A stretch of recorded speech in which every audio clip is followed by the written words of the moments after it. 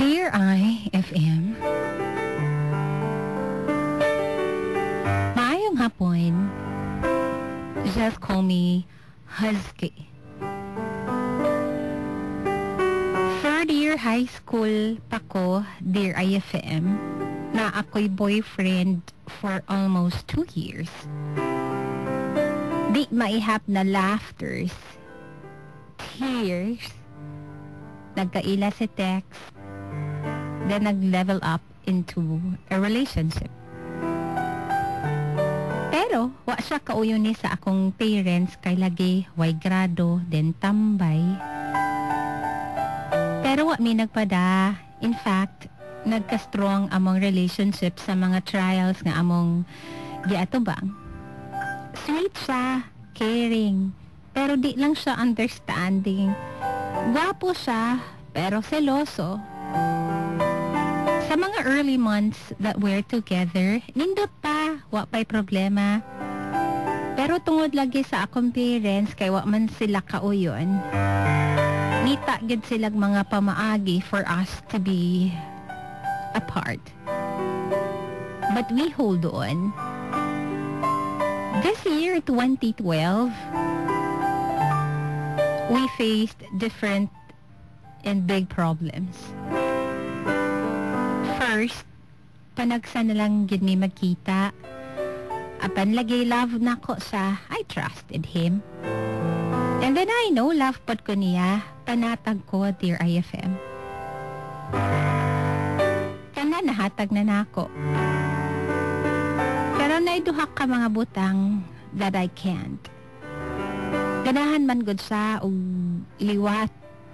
Makig-ipon na daw siya. Pero di pa ko ready at my age ug sa among kahimtang karon. Estudyante pagod ko, Dear IFM. Nisabot siya. Ingon siya, muhuwat daw siya. Ang problema lang gud kay bakakon kay siya. Baga kayo og bakak bisag unsaon gud nimo di gid mo tukad bisag caught in the act na naanad na lang ko og inana siya. Magita na lang ko way para masakpan nako siya through FB og siguro ni God. Masakpan gid nako. Kapila nako nakasakop but nagpakamanhid lang ko because I loved him so much. At the summer vacation, wala may communication. Then mao siguro na ang patukmod niya para mangita og lain. Tungod sa FB again, nasakpan ako siya. Then deny to the max siya, Dear IFM. Ito orasan ko kay mohilak man siya din maluoy ko. Gipadayon na mo. Okay na, wala problema. Saturday Y klase, July 7, 2012. I still do remember the date. Gitawagan ko sa akong classmate nga silingan niya and then ingon siya, Day, nakita na ko sa kuyog niya. I didn't know what to call those feelings that I had that time. I forgot everything. I just cried so much. Apan mo nakuhaan ng pain nga akong gibati that time. I contacted everyone as in iya mga friends para ma-confirm. And yes, I reached him. I talked to his friends, iyang cousins. Sila tanan, Dear IFM, na makak. One thing pagid nga nakapasakit na ako kay mismo iyang amahan na makak. Grabe ilang panglinlang nga gibuhat sa ako.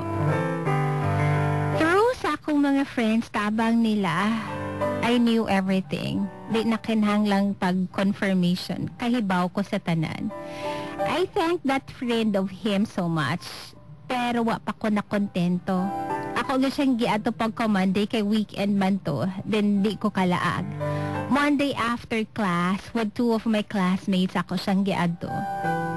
And then I found out there. Nag-ipon na dahi sila. Times 2 ang kasakit nga akong gibati. Mas nisamot pagyad pagkahibaw na ako nga buntis di ay ang girl. Grabe akong hilak. Wa ko'y pake sa mga nakakita na ako. We talked, dear IFM. He cried, and I didn't know kung tinud-anay ba tong na mga luha. In my mind, ako siyang let go for the sake of the baby. I knew he found what he was looking sa ako ang atot sa girl. But a big part of me was really crying. I did not, or I do anything, everything to forget him. Yes, I forget him, but I think I totally forgotten him. But one night I saw them together, the pain came back. I cried so much again and again. Weeks after we had that communication, patago lagi kay masuko ang girl. He told me di daw tinuod nga buntis, and then mahadlok daw siya mobiya because of his papa. Until now, dear IFM, naglibog pagyud ko. Love pa kay nako siya. I can accept him even with those broken promises he made. He said, huwat lang magbalik pala kita, ikaw akong minyuan. I know it's impossible.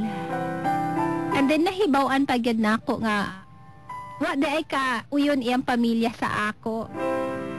Mao daw masuko iyang papa kung magbuwag sila sa maong girl.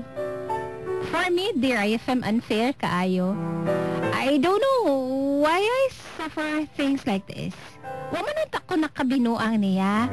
Di sad ko kay ba mo duwa og feelings because I know how it hurts. All I need now, mga kanding, ay nyo ang advice. How will I get him back or should I let him go? I know we still have feelings for each other. I still don't know. Thanks and God bless. Yours truly, Ms. Husky. Para sa inyong comments and suggestions, please call us up at 255-6069. Pwede ka mo text, pwede ka mo post sa fan page. Good afternoon.